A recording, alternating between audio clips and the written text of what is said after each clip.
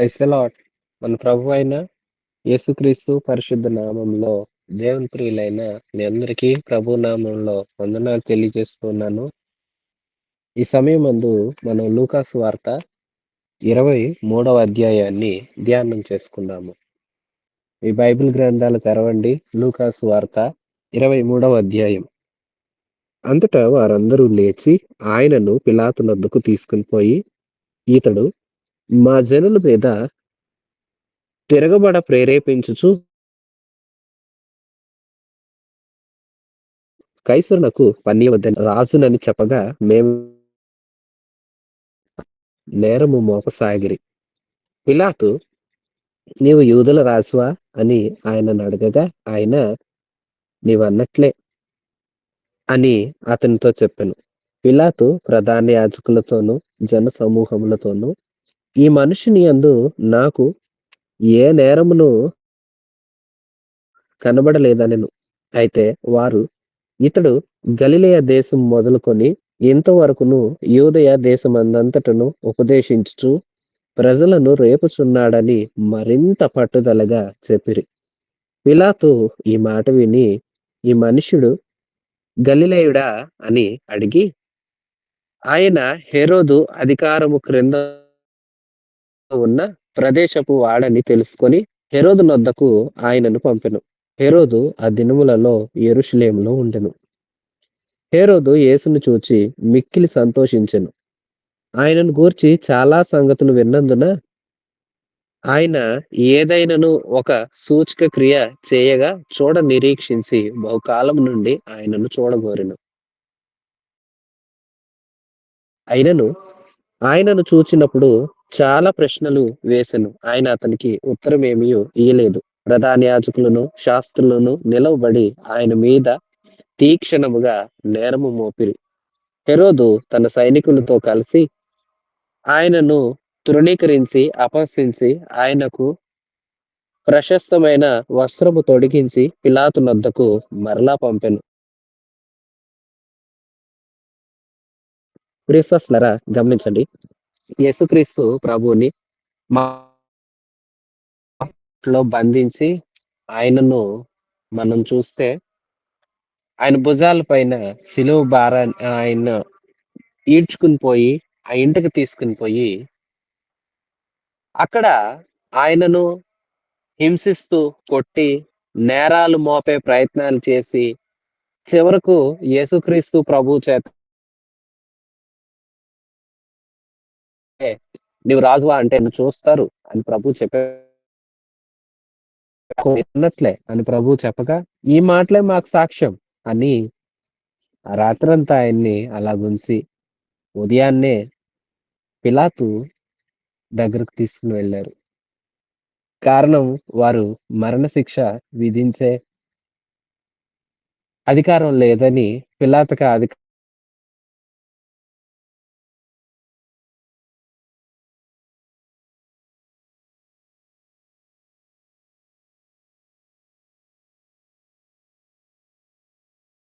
ఉన్నదని పిలాతుకి అధికారం ఉందని ఆశపడి యేసుక్రీస్తు ప్రభువుని పిలాతు దగ్గరికి తీసుకువెళ్ళి నేరము మార్చేశారు. చూడండి, ఈయన అనేకుల్ని కైసరును అంటే రోమా చక్రవర్తిని తిరస్కరించాలని ప్రేరేపిస్తున్నాడు, ఎదురు తిరుగుబడాలని ప్రజలను ప్రేరేపిస్తున్నాడు అంటూ, అలాగే ఇతడు ఒక రాజునని తను తానే ప్రకటించుకుంటున్నాడని, రాజు అనుకుండగా ఇతనే రాజు అని చెప్పుకుంటున్నాడని ఇలాగా నేరాలు మోపుతుంటే పిలాతు, అయ్యో మీరన్నట్లుగా ఇతను నాకు ఏ దోషం కనిపించి అని ప్రభుని అడిగితే, నువ్వు దేవుని కుమారుడువా, యూదుల రాజు అంటే నీవు అన్నట్లే అన్నాడు ప్రభు. అయినప్పటికీ ఏ నేరం కనిపించట్లేదు అంటే ఆ ప్రజలంట మరీ పట్టుదలగా ఇంకా నేరాలు మోపసాగారంట. ఇంకా బలంగా సాక్ష్యం చెప్తున్నారు. అబద్ధమే కానీ మరీ గట్టిగా చెప్తున్నారు. అప్పుడు పిలాతు ఇతను కొని అయితే హెరోదు అధికారంలో ఉన్నాడని హెరోదు దగ్గరికి పంపిస్తే, హెరోదు యూదుల్ని ఏలుచున్న రాజు. ఆ సందర్భంలో యేసుక్రీస్తు ప్రభువుని గురించి అనేక విషయాలు విన్నాడు. విని ఆయన ఏదన్నా సూచక్రియ చేస్తే బావుండని ఆయన చూడాలని చాలా కాలం నుండి ఆశిస్తూ ఉన్నాడు. ఆశపడుతూ ఉండేసరికి ఈయనని తీసుకొనెళ్ళేసరికి చాలా సంతోషించాడు. అయినప్పటి చెప్పకపోయేసరికి తన సైనికులతో కలిసి ఆయన్ను తృణీకరించి, అపహసించి, ఆయనకు ప్రశస్తమైన వస్త్రం తొడిగించి పిలాతు నొద్దకు మరలా పంపించేశారు. 12వ వచనం నుంచి అంతకుముందు హెరోదును, పిలాతును ఒకనికొకడు శత్రువులై ఉండి, ఆ దినముననే ఒకనికొకడు మిత్రులైరి. అంతటా పిలాతు ప్రధాన యాజకులను, అధికారులను, ప్రజలను పిలిపించి, ప్రజలు తిరగబడినట్లు చేయుచున్నాడని మీరీ మనుష్యుని నా యొద్దకు తెచ్చితిరే.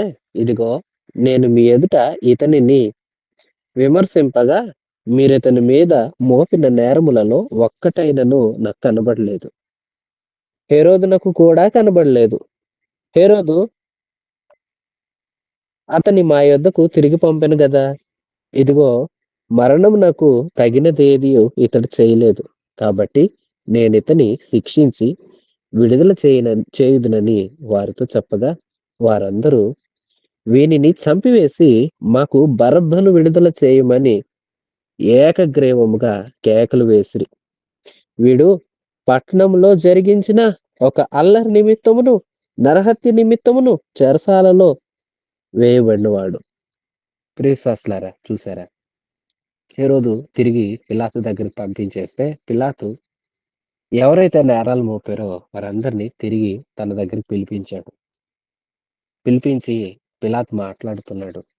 ఇతనిలో మరణానికి తగినంత నేరం కనిపించట్లా. మీరైతే చెప్తున్నారు గానీ, ఏ నేరం ఈయనలో నాకు కనబడట్లేదు. మీరెందుకు ఇలా చెప్తున్నారు?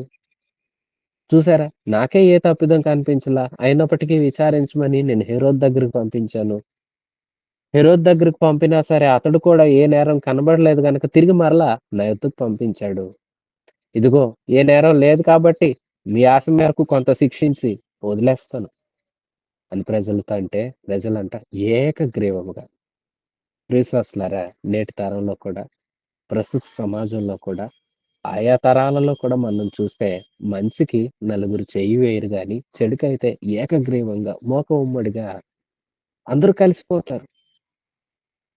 ఇక్కడ కూడా చూడండి. లేదు, లేదు, లేదు, మాకు బరబ్బను విడుదల చేయండి. యేసుని చంపమని వారు కేకలు వేస్తున్నారు. ఎందుకు?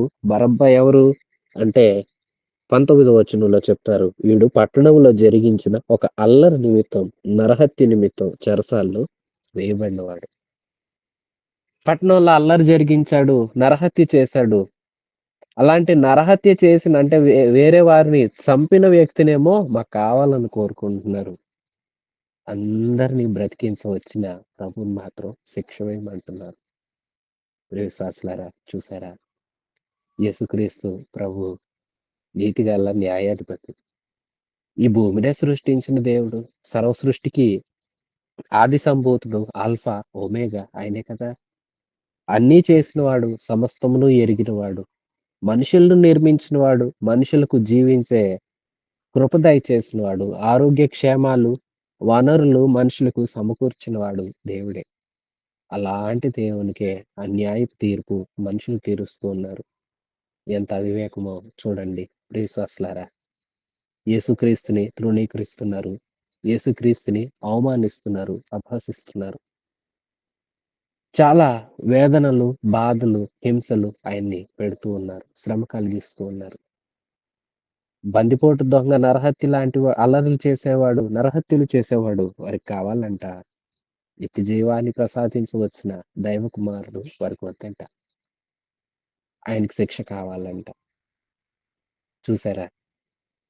ఎలాంటి పరిస్థితుల మధ్య ప్రభు మన కోసం తన ప్రాణత్యాగాన్ని చేస్తూ ఉన్నారు. మనందరి పాపాన్ని సిలువలో సమాధి చేయడానికి, సిలువలో సమస్తాన్ని సమాప్తి చేయడానికి వచ్చిన ప్రభు మనందరి కోసం ఎన్ని నిందలు, ఎన్ని అవమానాలు, ఎన్ని బాధలు, ఏమాత్రం అర్హత లేని వారు కూడా ఆయన్ని ఎంత తృణీకరిస్తున్నారో చూడండి. ఎందుకు ప్రభు నీకు ఈ వేదన అంటే, నీకోసమే, మీ అందరి కోసమే అంటాడు. అడిగిన ప్రతి వారితో చెప్తాడు ప్రభు, నీకోసమే, నీకోసమే, నీ మీద శిక్ష నేను మోసాను. నీ మీద పడవలసిన నిందలు నేను మోసాను. నా దగ్గరికి రా అంటూ ప్రభు ఆహ్వానిస్తున్నాడు. విశ్వాసులారా, శిక్ష పొందుతున్న ప్రభువుని చూడండి. 20వ వచనం. పిలాతు యేసును విడుదల చేయగోరి వారితో తిరిగి మాట్లాడినను వారు వీనిని సిలువ వేయుము, సిలువ వేయుము అని కేకలు వేసిరి. మూడవ మారు అతడు ఎందుకు ఇతడు ఏ దుష్కార్యం చేసెను? ఇతని యందు మరణమునకు తగిన నేరమేమియు నాకు అగపడలేదు గనుక ఇతని శిక్షించి విడుదల చేతునని వారితో చెప్పెను. అయితే వారొకే పట్టుగా పెద్ద కేకలు వేసి వీనిని సిలువ వేయమని అడగగా వారి కేకలే గెలిచెను. చూసారా విశ్వాసులారా? పిలాతు మాత్రం మొదటిసారి ఏ నేరం కనిపించలేదన్నాడు. హెరోదు దగ్గరికి పంపించాడు. హెరోదు తిరిగి పంపించేసరికి ప్రజలను సమకూర్చి ఇతనిలో ఏ నేరం లేదు అంటే వారు సిలువ వేయండి అన్నారట. రెండవసారి మరలా ప్రయత్నం చేశాడంట. రెండవ మారు మాట్లాడాడంట. ఏ నేరం లేదు కదా! ఈయన ఏ దుష్కార్యం చేయలేదు కదా! అంటంటే లేదు, సిలువ వేయుము, సిలువ వేయుము, ఇతన్ని సిలువ వేయుము అని కేకలు వేస్తున్నారట. మూడోసారి మరలా అడుగుతున్నాడు. అట్లా అంటారేంటి?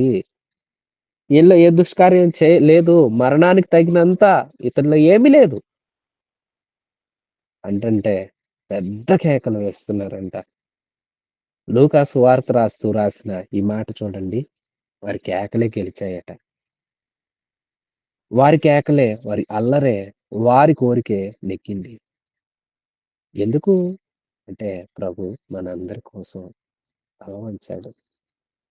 మనందరికీ రక్షణ ప్రసాదించాలని ఏ పాపం చేయని దేవుడు మనందరి పాపాలకు ప్రతినిధిగా, పాపులమైన మనకు ప్రతినిధిగా నిలబడి మనందరి పాపాలు తన మీద మోసుకొని ఆయన మనకై మరణించ సిద్ధమయ్యాడు. అందుకే ఆయన మౌనంగా ఉన్నాడు. వారి కేకలు గెలిచాయి. 24వ వచనం. కాగా వారు అడిగినట్టే జరగవలెనని పిలాతు తీర్పు తీర్చి అల్లరి నిమిత్తమును నరహత్య నిమిత్తమును చెరసాలలో వేయబడి ఉండిన వానిని వారడిగినట్టు వారికి విడుదల చేసి యేసుని వారికి ఇష్టము వచ్చినట్లు చేయుటకు అప్పగించెను.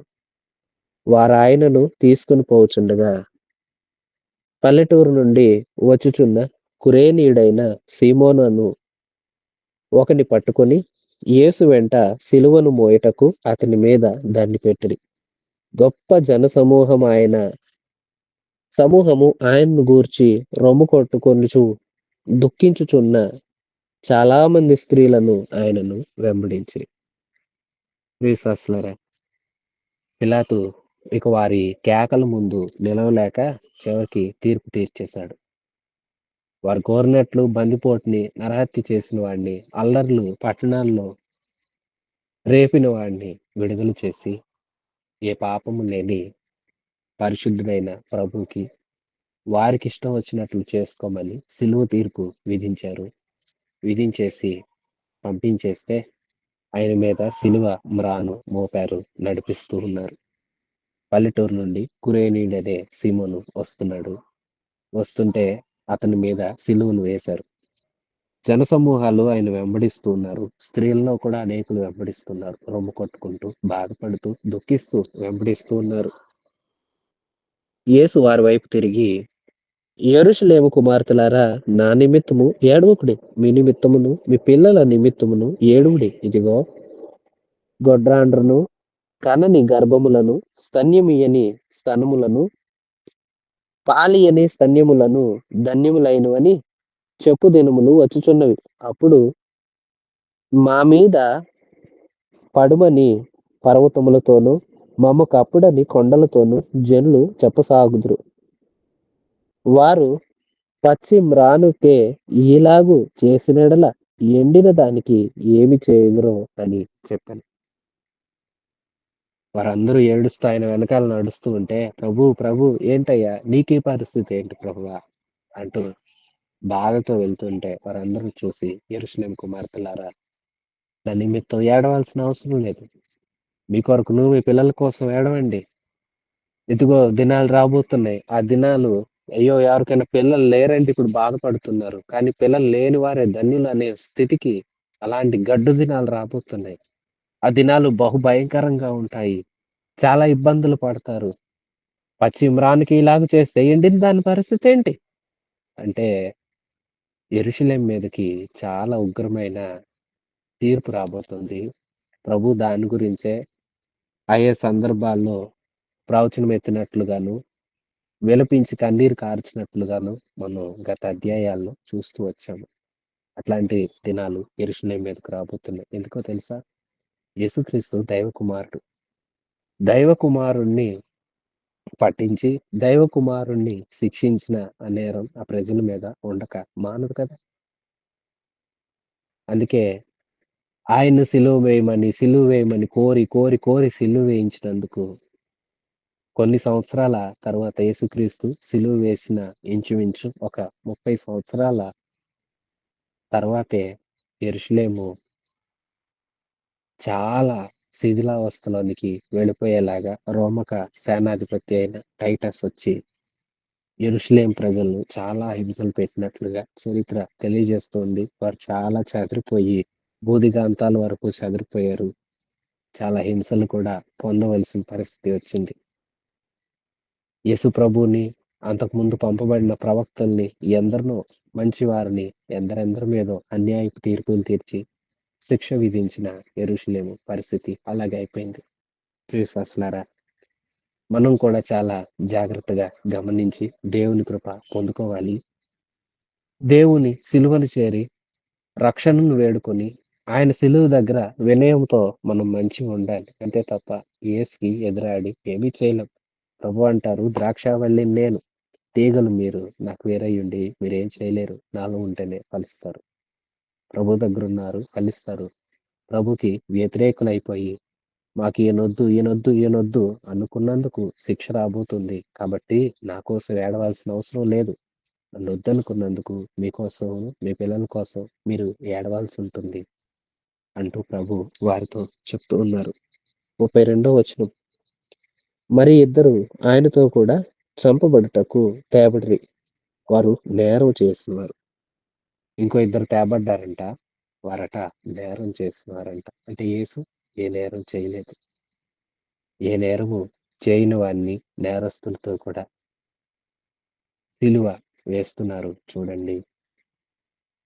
యేసుక్రీస్తులో అడుగడుగున ప్రతి వచనంలోనూ మీరు గుర్తించవలసిన సంగతి ఏంటంటే ఇదంతా ఆయన పొందుకోవడానికి అర్హుడు కాడు. ఆయన పాపి కాడు. ఆయన పరిశుద్ధుడు. మరెందుకంటే మన కోసమే. ఇదంతా మన కోసమే.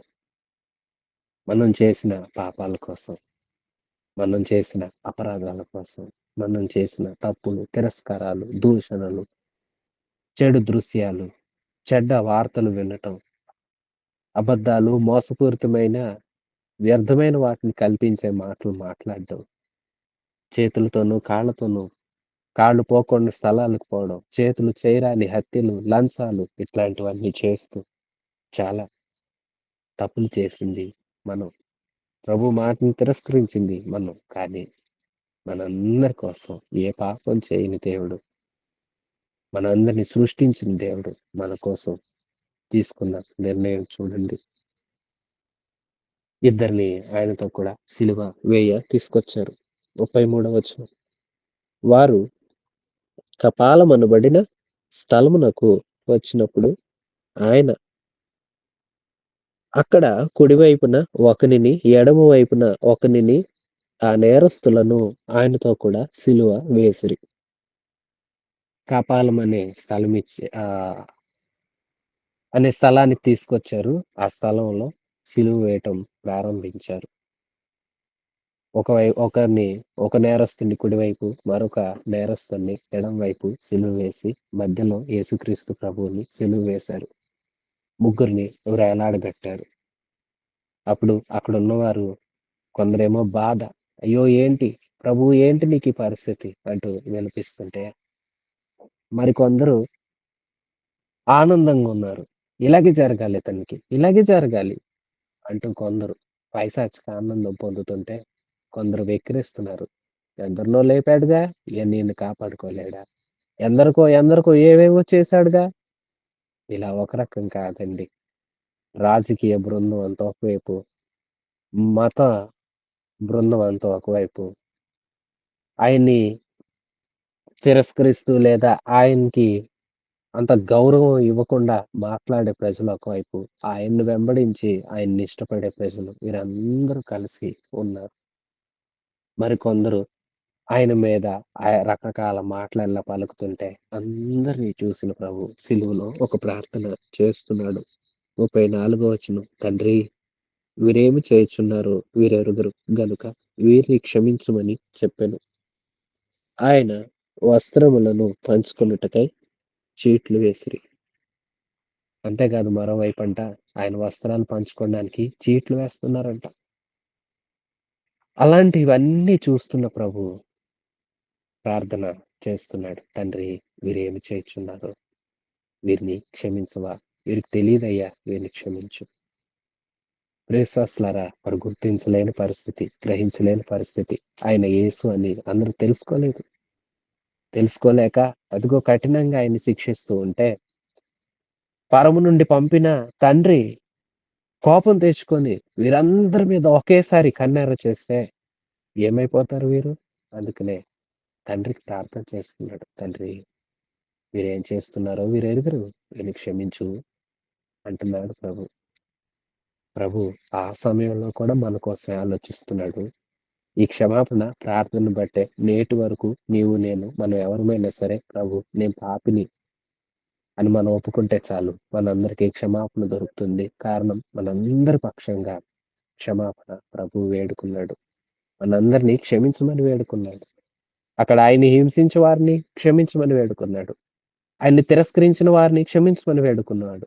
ఆయన మీద శిక్ష వేస్తున్న వారిని, నేరాలు మోపుతున్న వారిని, అపహాస్యం చేస్తున్న వారిని, పాపం చేస్తున్న మనందరి కోసం ఆయన సిలువలో వేడుతున్నాడు. తండ్రి వీరిని క్షమించమని. ప్రియసాసి, నీవు నేను పాపిని ప్రభు అన్నామా, ఒప్పుకున్నామా, ప్రభు మనల్ని కూడా క్షమిస్తాడు. పాపం ఒప్పుకోవాలి, ఒప్పుకున్న దాన్ని విడిచిపెట్టాలి, మరలా చేయకూడదు. ప్రభు జీవితంలో ఆయన ఏదైతే జీవించారో చివరి దినాల్లో కూడా, ఈ చివరి సమయంలో కూడా అవే మరొకసారి పాటిస్తున్నారు. శత్రువుల్ని ప్రేమించండి. ఎవరైనా మిమ్మల్ని ఇంత దూరం రమ్మంటే మీరు ఇంకా అంత దూరం వెళ్ళండి. ఇలాగా ఒక చెంప మీద కొడితే ఇంకో చెంప చూపించండి. శత్రువుల్ని ప్రేమించండి. వారికి దప్పికియ్యండి. వారికి అన్నం పెట్టండి. ఇట్లా అనేకమైన మంచి మాటలు చెప్పిన ప్రభువు చివరి దినాల్లోకొస్తే ఎలాగుంటారు అంటారా? ఆయన ఏ మాటలు చెప్పాడో అదే క్రియల్లో చేస్తాడు. అందరినీ క్షమించమని నాడు బోధ చేసిన దేవుడు నేడు క్షమించమని తండ్రిని వేడుతున్నాడు. విశ్వాసులారా, ఎంత గొప్ప దేవుడో! ఇంత గొప్ప దేవుడుగా గలిగిన జనులమైన మనము ధన్యులమవుతాము. ఈ యేసుక్రీస్తు ప్రభువును మీ సొంత రక్షకుడిగా అంగీకరించుకున్నారా? బాప్తిస్మం పొందారా? పరిశుద్ధ జీవితాన్ని జీవిస్తున్నారా? అయితే మీరు సంతోషించండి. ఇంకనూ పరిశుద్ధులుగా ప్రభు కోసం బ్రతకండి. ప్రభు రాజ్యంలో మీకు స్థలం దొరుకుతుంది. లేదు మీరింకనూ రక్షణ పొందుకున్నారా? బాప్తిస్మం పొందక మనసు మార్చుకోకుండా ఇంకా వెలుపల నిలిచి ఉన్నారా? మారాలని, రక్షణ పొందాలని, పరిశుద్ధులుగా బ్రతకాలని, ప్రభువు చేసిన ఈ క్షమాపణ ప్రార్థనకు మీరు కూడా అర్హులై క్షమాపణ వేడుకోవాలని, ప్రభువు దగ్గర క్షమించబడిన వారే రక్షించబడాలని ప్రేమతో తెలియజేస్తూ ఉన్నాను. 35వ వచనం, ప్రజలు నిలవబడి చూచుండ్రి. అధికారులను వీడు ఇతరులను రక్షించెను. వీడు దేవుడు ఏర్పరచుకొనిన క్రీస్తు అయిన యెడల తను తాను రక్షించుకొనమని అపహసించిరి. అంతటా సైనికులు ఆయన యొద్దకు వచ్చి ఆయనకు చిరకనిచ్చి, నీవు యూదుల రాజు అయితే నిన్ను నీవు రక్షించుకొనమని ఆయనను అపహసించిరి. ఇతడు యూదుల రాజు అని పై విలాసము కూడా ఆయనకు పైగా వ్రాయబడెను. అంతేకాదంట, సిలువ మీద ఇతడు యూదుల రాజు అని రాశారట. అలాగే సైనికులు అపహాస్యం చేస్తున్నారు. మిగిలిన వారు కూడా అపహాస్యం చేస్తున్నారు. రాజు అయితే దిగిరా, దేవుడు ఏర్పరచుకున్న క్రీస్తు నీవే అయితే దిగిరా, అట్లంతా అవమానం చేస్తున్నారు. దిగి రాలేని శక్తిహీనుడు కాడు నా ప్రభువు. దిగి రాగలడు. కానీ ఆయన మౌనం మనందరి రక్షణార్థమే. మనందరి రక్షణ కోసం ఆయన మౌనం వహించాడు. బొచ్చు కత్తిరించు వాని యొద్ద గొర్రెపిల్ల మౌనంగా ఉన్నట్లు, వధకు తేయబడిన గొర్రెపిల్ల వధించే వాని ఎదుట మౌనంగా ఉన్నట్లు ఆయన మౌని అయ్యాడు. నీకోసం, నా కోసమే. విశ్వాసులారా, ఆయన మౌనంగా ఉన్నాడని అనేకులు అపహాస్యం చేస్తున్నారు. 39వ వచనం. వేలాడబడిన ఆ నేరస్తులలో ఒకడు ఆయనను దూషించుచు, నీవు క్రీస్తువు గదా, నిన్ను నీవు రక్షించుకొనుము, మమ్ము కూడా రక్షించమని చెప్పెను. అయితే రెండవ వాడు వాణ్ణి గద్దించి, నీవు ఇదే శిక్షా విధిలో ఉన్నావు గనుక దేవునికి భయపడవా? మనమైతే ఇది న్యాయమే, మనము చేసిన దానికి తగిన ఫలం పొందుచున్నాము. గాని ఈయన ఏ తప్పిదము చేయలేదని చెప్పి ఆయనను చూచి, యేసు, నీవు నీ రాజ్యంలోనికి వచ్చినప్పుడు నన్ను జ్ఞాపకం చేసుకొనుమనెను. అందుకాయన వానితో, నేడు నీవు నాతో కూడా పరదైసులో ఉందువని నిశ్చయముగా నీతో చెప్పుచున్నాను అనెను. ప్రియశాస్త్రులారా, చూడండి, అందరూ అలాగే ఉంటే తమతో కూడా సిలువ వేయబడ్డాడని నేరస్తులు అటువైపు ఇటువైపు ఉన్న నేరస్తుల్లో ఒకడు అంటాడు, నువ్వు క్రీస్తువు గదా, ఆయన దూషిస్తూ, రెచ్చగొడుతూ, ఇష్టానుసారమైన మాటలు మాట్లాడుతూ, నువ్వు కాపాడుకో, మమ్మల్ని కాపాడి, అట్లా అంతా అంటున్నాడు. ఇంకొక వ్యక్తి గద్దించాడు, అరే, మనం ఇదే శిక్షా విధిలో ఉన్నాం, నువ్వు ఇంకా మారవా? ఏంటి నీ మాటలు? మనకిది న్యాయం, ఎందుకంటే మనం ఎన్ని తప్పులు చేసాం. ఈయనలో ఏ తప్పు లేదు. విశ్వాసులారా, ఆ దొంగ గుర్తించాడు. చూసారా? గుర్తించిన అతగాడు అంటున్నాడు, యేసు, నీవు నీ రాజ్యంతో వచ్చినప్పుడు నన్ను జ్ఞాపకం చేసుకోవా? ఆ దొంగకి మనోనేత్రాలు వెలిగించబడ్డాయి. ఈయన దైవ కుమారుడు, ఈయనకు రాజ్యం ఉన్నది, ఆ రాజ్యంలో ఈయన రాజుగా కనబడతాడు అన్న ప్రత్యక్షత అతనికి ఉన్నది. విశ్వాసులారా, వింటున్న వారులారా, మీకున్నదా ఆ ప్రత్యక్షత? మీకున్నదా ఆ నమ్మిక? మీకున్నదా? ఆ సమయంలోనే ప్రభు చెప్తున్నాడు, ఆ నిశ్చయముగా నువ్వు నాతో కూడా నేడే పారదైసులు అంటావు. నేను వెళ్తున్నాను, నాతో పాటే నిన్ను కూడా తీసుకెళ్తాను. ప్రభు అతనికి వాగ్దానం చేశాడు. చూసారా? నిజమైన పశ్చాత్తాపం మనకు ఉండాలి. అతని ఆశ ఏంటి? ఇతన్ని ఎలాగైనా రెచ్చగొడితే, ఈయనకి నిజంగా శక్తి ఉంటే, ఈయన్ని కాపాడేసుకుంటే మమ్మల్ని కాపాడేస్తాడులే అన్నట్లుగా అతడు అడుగుతుంటే, ఇతడు అడుగుతాడు, నీకు నిజంగా రాజ్యం ఉన్నది, ఆ రాజ్యంతో వస్తావు, నన్ను జ్ఞాపకం చేసుకోవా? ఎంత నమ్మిక, ఎంత విశ్వాసం! అతడు దొంగే కానీ క్రీస్తు దగ్గరకు వచ్చిన ఆ చివరి సమయంలో అతని జీవితంలో పెను మార్పు వచ్చింది. అతని హృదయంలో గొప్ప మార్పు వచ్చింది. ఆ మార్పును బట్టి అతడు అడుగుతున్నాడు, నీవు నిన్ను అయ్యా, నీవు నన్ను జ్ఞాపకం చేసుకోయ్యా, నీ రాజ్యంతో నువ్వు వస్తావే, అప్పుడు నన్ను జ్ఞాపకం చేసుకోయ్యా, అప్పుడు నీవు నన్ను చూడు ప్రభువా, అట్లా అంతా అంటుంటే, నీవు నాతో కూడా పరదేశంలో ఉంటావు, నేను నిన్ను నా రాజ్యంలో జ్ఞాపకం చేసుకుంటానని ప్రభు హామీ ఇచ్చారు. ప్రియశ్వాసులారా, పశ్చాత్తాపం పొందిన వారమైతే, నిజంగా దేవుణ్ణి మంచి యోగ్యమైన మనసుతో అంగీకరిస్తున్న వారమైతే, నిజమైన పశ్చాత్తాపం మనలో ఉంటే, ప్రభు మనకు కూడా ఆ రాజ్యాన్ని వాగ్దానం చేస్తున్నాడు. హృదయ శుద్ధి గలవారు ధన్యులు, దేవుని చూస్తారు. ఆయన చూసే హృదయ శుద్ధి నీలో ఉండాలి. దేవుణ్ణి చేరే పరిశుద్ధత నీలో ఉండాలి. పరిశుద్ధంగా బ్రతకాలి. లోక సంబంధమైన వాట్ల కోసం, లోకపు అలవాట్ల కోసం, లోకంలో ఏదో ఉన్నదని సాగిపోతున్నారు అనేకులు నేటి దినాల్లో. ప్రభు దగ్గరికి వచ్చి, ప్రభు ఇచ్చే రాజ్యాన్ని విశ్వసించి, ప్రభువుని నమ్మి, ప్రభు ఇచ్చే రక్షణను అందుకునేవారు తక్కువైపోతున్నారు.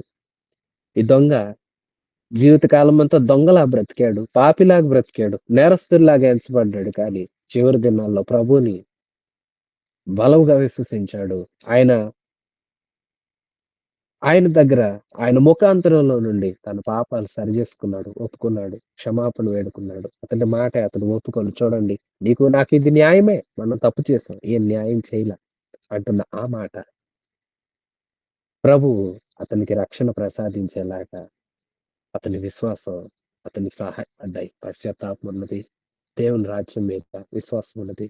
ఆయన దైవ కుమారుడని నమ్మాడు. మరి ఈ ప్రభువుని నువ్వు ప్రభు అని ఒప్పుకుంటున్నావా? ఆయన ఇచ్చే రాజ్యాన్ని నమ్ముతున్నావా? రాజ్యాన్ని నమ్మిన వారమే అయితే ఆ రాజ్యం ముందు ఇహలోక సంబంధమైనవన్నీ చాలా వ్యర్థములు కదా! నేడుండి రేపు గతించిపోయేవి కదా! మరి వాటి కోసం ప్రభు ఇచ్చు సమయాన్ని, ప్రభువు ఇస్తున్న కృపను, ప్రభు యొక్క లేఖనాలను, ప్రభువుకు ప్రార్థించే సమయాన్ని ఇవన్నీ ఎందుకు కోల్పోతున్నాము?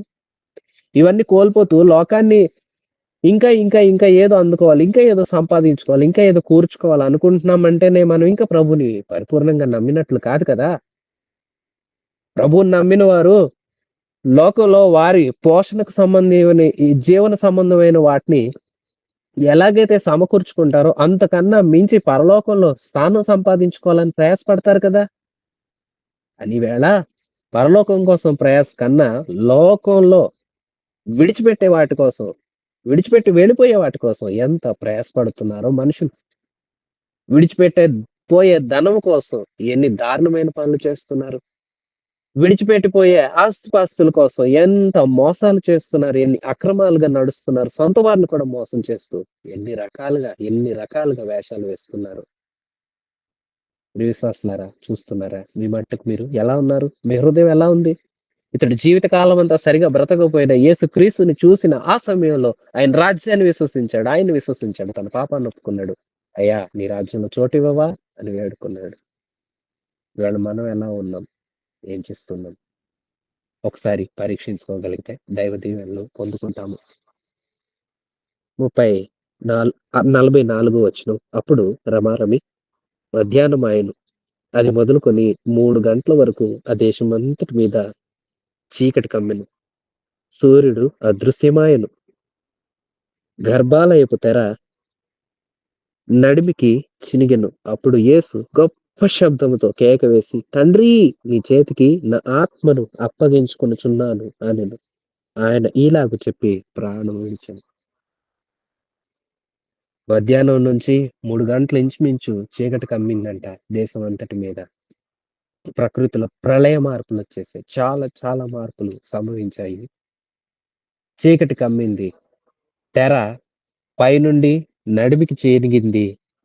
ఆ తెర చిన్నగటమే దేవుడు ఇదిగో తండ్రితో సంబంధాన్ని ఏర్పాటు చేస్తున్నాడు. పరిశుద్ధ స్థలం, అతి పరిశుద్ధ స్థలాన్ని వేరు చేసే ఆ తెరను తొలగించి, ఆ తెర ద్వారా ఇదిగో మనం కూడా అతి పరిశుద్ధ స్థలంలో నేరుగా ప్రభువునే చేరుకొని, నేరుగా ప్రభుతోనే మాట్లాడుకొని, నేరుగా తండ్రినే విజ్ఞాపన చేసుకోగలిగిన, తండ్రి దగ్గర అవసరతలు చెప్పుకోగలిగిన కృపను, అంతటి మార్గాన్ని మన కోసం ఏర్పాటు చేశాడు. అందుకే ఆయన చెప్పాడు. ఆయనే మార్గం.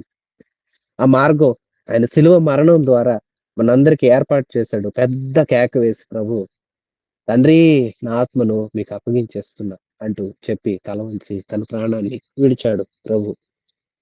47వ వచనం. శతాధిపతి జరిగినది చూచి ఈ మనుషుడు నిజముగా నీతిమంతుడై ఉండెనని చెప్పి దేవుని మహిమపరచెను.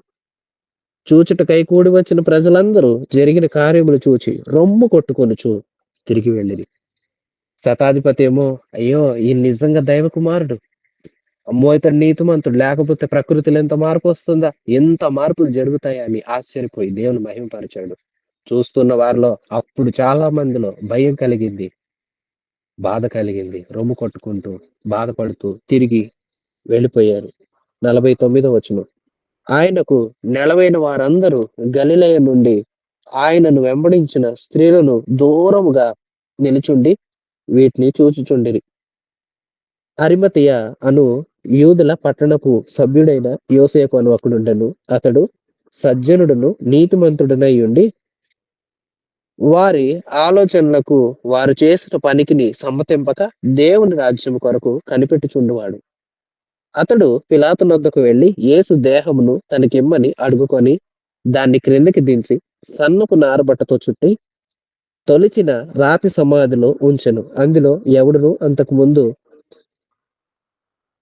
మునుపెన్నడును ఉంచబడలేదు. ఆ దినము సిద్ధపరచు దినము, విశ్రాంతి దిన ఆరంభము కావచ్చును. అప్పుడు గలిలయ నుండి ఆయనతో కూడా వచ్చిన స్త్రీలు వెంట వెళ్లి ఆ సమాధిని ఆయన దేహము ఎలాగుండెను చూచి తిరిగి వెళ్లి సుగంధ ద్రవ్యములను పరిమళ తైలములను సిద్ధపరిచి ఆజ్ఞ చొప్పున విశ్రాంతి దినమున తీరికగా ఉండెడి. ప్రియ విశ్వాసులారా, యేసుక్రీస్తు ప్రభు సిలువలో తన ప్రాణాన్ని విడిచారు. అయితే అక్కడ ఉన్నవారు ఇక ఒక్కొక్కరు తెలుసుకున్నారు. కొందరు దేవుని మహింపరిచారు. కొందరు భయపడుతూ, బాధపడుతూ గృహాలకు తిరిగి వెళ్ళిపోయారు. కొందరు స్త్రీలు అక్కడ నిలుచున్నారు. అరిమతయ అనే యోసేపు అనే ఒక వ్యక్తి ఉన్నాడు. అతగాడు ఈ యూదుల పరిసయ్యులు ఇలాంటి వారు చెప్పే బోధల మీద ఏకీభవించగా నిజముగా మంచివాడయుండి దేవుని రాజ్యం కోసం కనిపెడుతూ, ఆశపడుతూ ఉన్న ఒక మంచి వ్యక్తి. అతడు పిలాతు దగ్గరికెళ్ళి, "అయ్యా! ఆయన చనిపోయాడు. ఆయన దేహాన్ని నాకివ్వండి. నేను భద్రం చేయించుకుంటాను." అట్లంతా మాట్లాడి సెలవు తీసుకొని దేహాన్ని శిలువ మీద నుండి దింపి తీసుకుని వెళ్లి సమాధిలో భద్రం చేశాడు. రాతిలో తొలిపించబడిన సమాధి నందు భద్రం చేశారు. అవి విశ్రాంతి దినం సిద్ధపరచు దినం, విశ్రాంతి దినం రాబోతుంది. ఆ సమయం సమీపించింది కాబట్టి ఇక త్వరగా యేసుక్రీస్తుని సమాధిలో ఆయన దేహాన్ని భద్రం చేసి వారు వెళ్ళిపోయారు. స్త్రీలైతే సమాధి ఎక్కడుందో అయన్నీ చూసి సిద్ధపరిచే దినం, విశ్రాంతి దినం సమీపించింది కాబట్టి ఏ పని చేయకూడదు అన్న ఆజ్ఞ నియమం చొప్పున పరిమళ ద్రవ్యాలు వాటినైతే సిద్ధం చేసుకొని విశ్రాంతి దినమంతా తీరికగా ఉన్నారు. విశ్వాసులారా, యేసు మరణించాడు. కానీ మరణం ఆయన్ను బంధించి ఉంచలేదు. ఆయన తిరిగి లేచాడు. ఎలా లేచాడో మనం 24 అధ్యాయంలో వచ్చే పాఠంలో వివరాలు వింటాము. ప్రియ విశ్వాసులారా, యేసుక్రీస్తుకి జరిగిన అన్యాయపు తీర్పు చూడండి. న్యాయవంతునికే అన్యాయపు తీర్పు. ఆయన ఏం మోసం చేయలేదు. ఏ నేరం చేయలేదు. మరెందుకు అన్యాయం అంటే మనుషులు ఆయన మీద పగపట్టారు. సాతాను మనుషుల హృదయాన్ని మూసివేశాడు. నిజ దేవుణ్ణి గుర్తించలేకుండా చేసేశాడు. అందుకే దేవుణ్ణి తెలుసుకోలేని వారే దేవుని మీదే తిరగబడ్డారు. ఆదాము హవ్వల్ని అలాగే మోసం చేశాడు. అందుకే వారు కూడా దేవుని మాటకు ఎదురాడి గొప్ప భాగ్యాన్ని కోల్పోయి మహిమను కోల్పోయారు.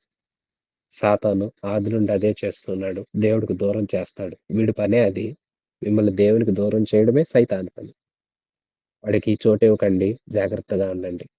ప్రభువుని తిరస్కరించేవారుగా కాదు, మనోనేత్రాలు వెలిగించబడిన వారే. ప్రభు ఏంటో, ప్రభు వాక్యం ఏంటో, ప్రభు లేఖనాలు ఏం తెలియజేస్తున్నాయో, రక్షణ పొందుకొని ఎలా సిద్ధపడి ఉండాలో, దేవుని రాజ్యం ఎంత ఉన్నతమైందో, ఇహలోక సంబంధమైనవన్నీ ఎంత అల్పములో తెలుసుకొని వాక్యపు వెలుగులో ప్రతిదాన్ని పరీక్షించుకుంటూ మీ జీవితాలను సరిచూసుకుంటూ ఇదిగో గొప్ప రాజ్యం మన కోసం ఎదురు చూస్తుంది. దానికి మార్గం యేసు సిలువే. సిలువే శరణం. ప్రియశ్వాసి, సిలువను సమీపించు. సిలువలో ఇంతోటి త్యాగాన్ని, ఇంతోటి గొప్ప వేదనను అనుభవించి మన కోసం తన ప్రాణాన్నే త్యాగం చేసిన ప్రభువుని చూడండి. యేసుక్రీస్తు ప్రభుది అన్యాయపు తీర్పు తీర్చారు. ప్రధాన యాజకుడు దగ్గరికి ఒలీవల కొండ నుంచి ప్రధాన యాజకుని ఇంటికి ఈడ్చుకొని పోయారు. ఆ రాత్రి పిడిగుద్దులు గుద్దుతూ ముఖానికి ముసుగు వేసి ఎవరో చెప్పుకో, ఎవరు నిన్ను కొట్టారో చెప్పుకో అంటూ అవమానిస్తూ ఉన్నారు. ఆయన ముఖం మీద ఉమ్ము ఊస్తూ ఉన్నారు. ముండ్ల కిరీటం ఆయన తలపైన పెట్టి చేతికి ఒక కర్రనిచ్చి యూదుల రాజు అని వెక్కిరిస్తూ ఆయన రాత్రి అవమానపరుస్తూ వేకువనే పిలాతు న్యాయస్థానానికి ఆయన తీసుకుని వెళ్ళి పిలాతు చెప్తున్నాడు, ఈయనలో ఏ నేరం లేదు. ప్రజలు అంటున్నారు ఈయన నేరమే చేశాడు, మేము విన్నాం. అయితే హెరోద్ దగ్గరికి పంపిస్తానంటే హెరోదు ఏమీ కనిపెట్టలేకపోయాడు. ఏ నేరం కనిపించక వెనక్కి పంపించేశాడు. పిలాతు మరలా ప్రజలతో అడుగుతాడు, ఈయనలో ఏ నేరం లేదయ్యా అంటే, లేదు మాకు బరబ్బ కావాలి, యేసుని సిలువ వేయండి. మాకు దొంగ కావాలి, దైవం వద్దు. మాకు ఆరాధించడానికి వస్తువులు కావాలి, ప్రభు వద్దు. మాకు ఆరాధించడానికి అవి ఇవి కావాలి గాని మాకు నిజ దేవుడు వద్దు అనుకునే పరిస్థితిలో ఉన్న మనుషులు బరబ్బను కోరారు. పాపాన్ని కోరుతున్నారు. అల్లరిని కోరుతున్నారు. నరహత్య చేయవాడిని కోరుతున్నారు. కానీ నిత్య జీవాన్నిచ్చే దేవుణ్ణి వద్దనుకున్నారు. సిలువ వేయమని కేకలు వేశారు. వారి కేకలే నెగ్గాయి. పిలాతు తీర్పు తీర్చాడు. అయ్యో! మీకు శిక్ష విధిస్తానని ముందుగా ఒకటి తక్కువ 40 కొరడా దెబ్బలు ఆయన్ని కొట్టడం. కొట్టిన తర్వాత జనుల ముందుకు అంతటి బాధలో ఆయన్ని తీసుకొనొస్తే అయినప్పటికీ వారి మనసు కరగని వారై వారు ఇంకను కేకలు వేసి, లేదు మాకీ శిక్ష సరిపోదు. ఇతడు శిక్షకు కాదు పాత్రుడు, మరణానికే పాత్రుడు. ప్రియశ్వాసి ఆయన మరణం పొందటానికే వచ్చాడు. నిజమే. ఆయన త్యాగం చూడండి. అంతా శిక్ష అనుభవించాడు. ఆయన చేసిన మనుషులే. ఆయన చేత్తో చేయబడిన మనుషులే. మనం కీర్తన గ్రంథంలో కూడా చదువుతాము. తల్లి గర్భములో నుండి నన్ను తీసిన వాడవు నీవే. 22 కీర్తనలో చదువుతాము. నన్ను నా తల్లి గర్భంలో నుండి తీసిన వాడవు నీవే నాయనా. అలాగే మరికొన్ని కీర్తనలో మనం చదువుతాము. నా తల్లి గర్భంలో అతి రహస్యమైన స్థలంలో నన్ను రూపించిన వాడవు నీవే. నీ కన్నులు నన్ను నేను పిండంగా ఉన్నప్పుడే చూశాయి. నా దినములన్నీ నేనింక బయటికి రాకముందే నా దినాలన్నీ నీ గ్రంథంలో లిఖితాలయ్యాయి అని ఏ ప్రభువుని గురించైతే కీర్తనకారులు పాడుకున్నారో, ఆ ప్రభువునే తమ చేతులతో సిలువ వేసి, తమ చేతులతో కొరడాలతో కొట్టి, సిలువ మ్రాను మోయించి, 3 మేకుల చేత ఆయన సిలువలో బంధించి, మండేటి ఎండలో ఆయన్ని అలాగు వేలాడతీసి, బహుశిక్షకు ఆయన్ని గురి చేసి అవమానించారు. ప్రియసోదరులారా, ఇంతోటి కష్టం మనందరి కోసమే. మన తలలో మన ఆలోచనలు చేసిన పాపాల వల్ల ఆయన తలకు ముండ్ల కిరీటం పెట్టబడింది. ఇదిగో మన శరీరంతో మనం జరిగించే ప్రతి కార్యం వల్ల ఆయన కాళ్ళ చేతుల్లో మేకులు కొట్టబడ్డాయి. పక్కలో బల్లెపు పోటు ఆయన ముఖం మీద ఉమ్ము వేయబడింది. ఆయన వీపంతా చాలు చాలుగా దున్నబడింది. ఇదంతా నీ కోసం, నా కోసమే. ప్రియ విశ్వాసి, ఈ యేసుక్రీస్తు ప్రభు నీ సొంత రక్షకుడిగా అంగీకరించి ఆయన కృపను పొందుకున్నావా? ఆయన రాజ్యానికి సిద్ధపడుతున్నావా? ఇదంతా పాపాన్ని క్షమించి మనందరికీ మోక్ష రాజ్యాన్ని ప్రసాదించాలని, ఆ రాజ్యానికి దగ్గరవ్వాలంటే ఈ యేసుకు నీవు దగ్గరవ్వాలి. నిన్ను నీవు ఈ యేసుకి సమర్పించుకోవాలి. సమర్పించుకున్నావా? లోకంలో ఉన్న వాటి కోసం యేసుకి ఇంకా దూరాన నిలుస్తున్నావా? దూరాన నిలిస్తే నిన్నెవరు కాపాడలేరు. యేసు దగ్గరకు వస్తే యేసు నీకు నిత్య జీవాన్ని ప్రసాదిస్తాడు. యేసు దగ్గరికి రమ్మని, నీ జీవితాన్ని మార్చుకొనమని ప్రేమతో తెలియజేస్తున్నాను. ప్రభు అలాంటి కృప మనందరికి ప్రసాదించి, ఈ మాటలు ప్రతి వారి హృదయంలో స్థిరపరిచి, మహిమ కలిగిన ఆయన రాకడకు మనందరినీ సిద్ధపరచును గాక. ఆమేన్. మన ప్రభు అయిన యేసయ్య కృప, తండ్రి అయిన దేవుని ప్రేమ, పరిశుద్ధాత్మ సహాయం మనందరికి సదాకాలం తోడేయండి, నడిపించును గాక. Amen. God bless you. Praise the lord.